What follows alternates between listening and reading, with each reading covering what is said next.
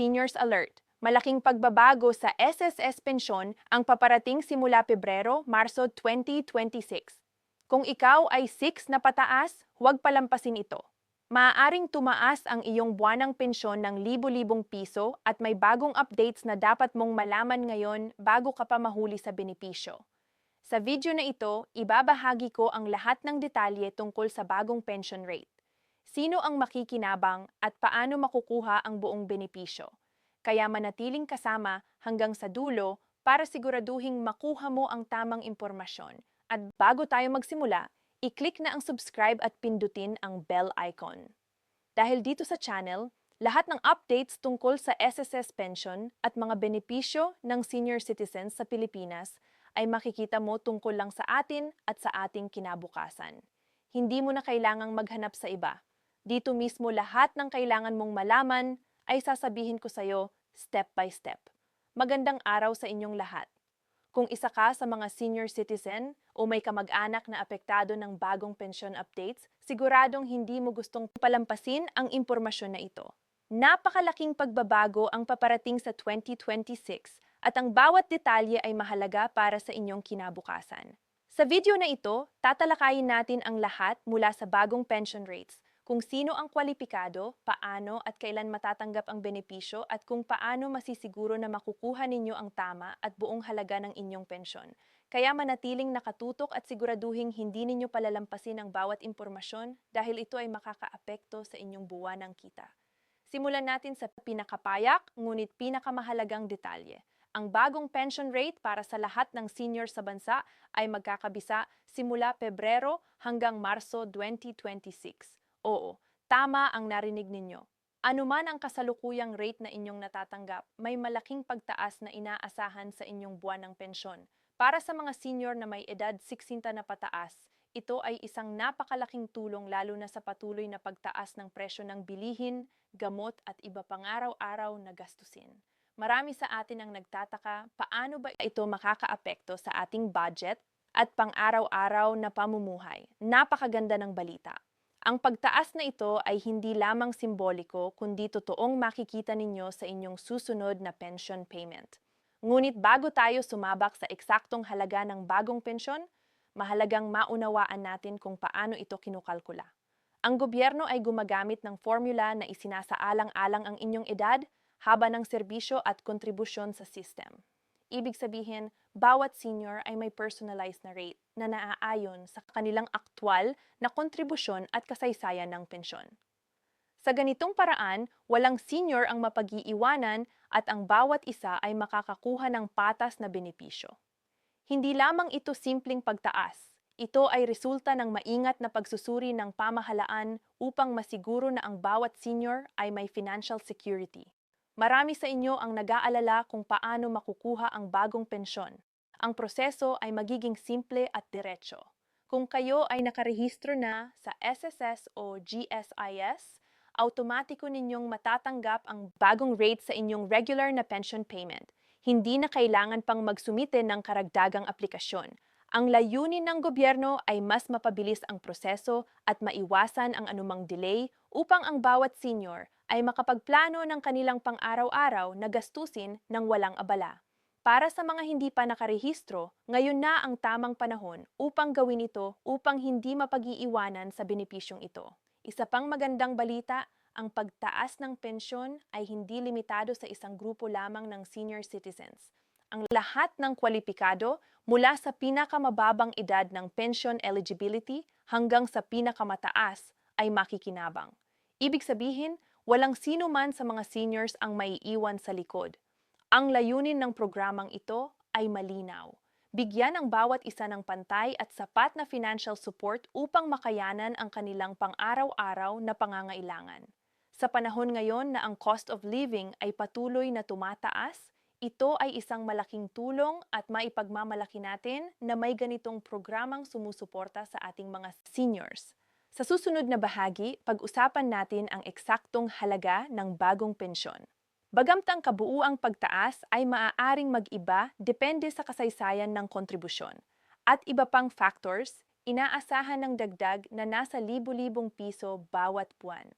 Para sa ilang seniors, ang pagtaas ay maaaring abutin ang 3 winin hanggang PHP bawat buwan, isang napakalaking tulong lalo na sa mga umaasa sa kanilang pensyon bilang pangunahing pinagkukunan ng kabuhayan. Ang karagdagang pondong ito ay makakatulong hindi lamang sa araw-araw na gastusin kundi pati na rin sa pangangalaga sa kalusugan, pagbili ng gamot at pagkakaroon ng mas komportabling pamumuhay. Ngunit alam natin na may ilang senior citizens na nag-aalala tungkol sa timing ng kanilang pension payment. Huwag kayong mag-alala. Ang gobyerno ay naglaan ng malinaw na schedule upang masiguro na walang sino man ang mahuhuli sa benepisyo. Ang mga senior na nakarehistro sa SSS ay makakatanggap ng kanilang bagong rate simula Pebrero 2026. Samantalang ang mga nasa GSI system ay makukuha ito sa Marso 2026. Ang ganitong staggered na schedule ay ginawa upang masiguro na ang sistema ay maayos na mapangasiwaan at walang technical issues na magdudulot ng delay. Isang bagay rin na dapat bigyang pansin ay ang paraan ng pagkuha ng pensyon.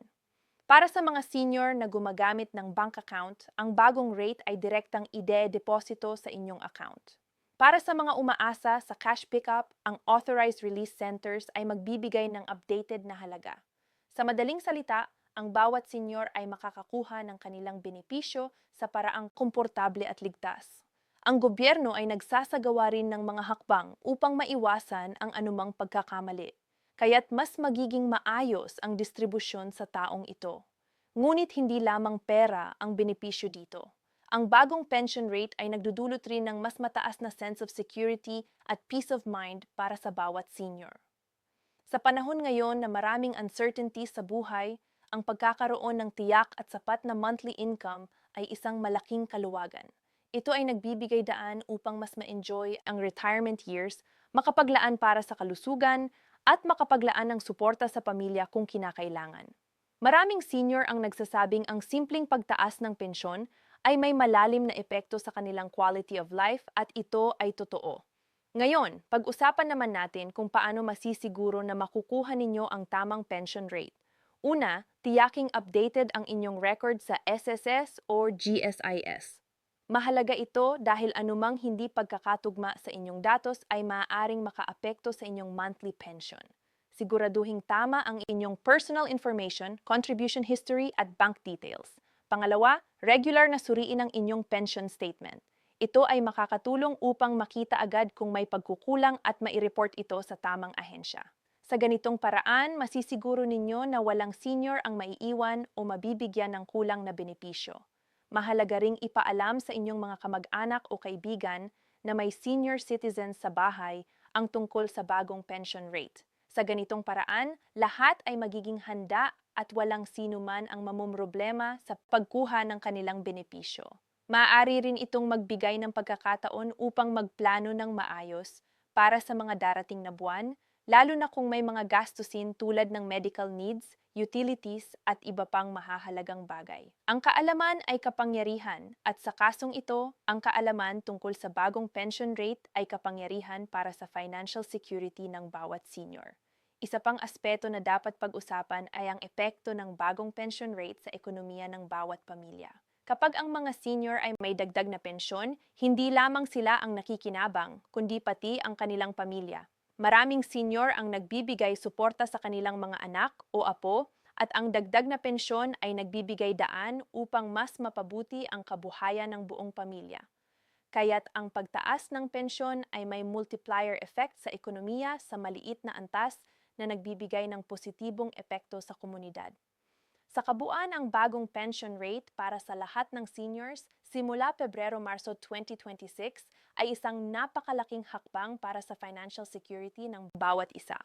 Ito ay resulta ng maingat na pagpaplano at pagsusuri ng gobyerno upang matugunan ang pangangailangan ng mga senior citizens.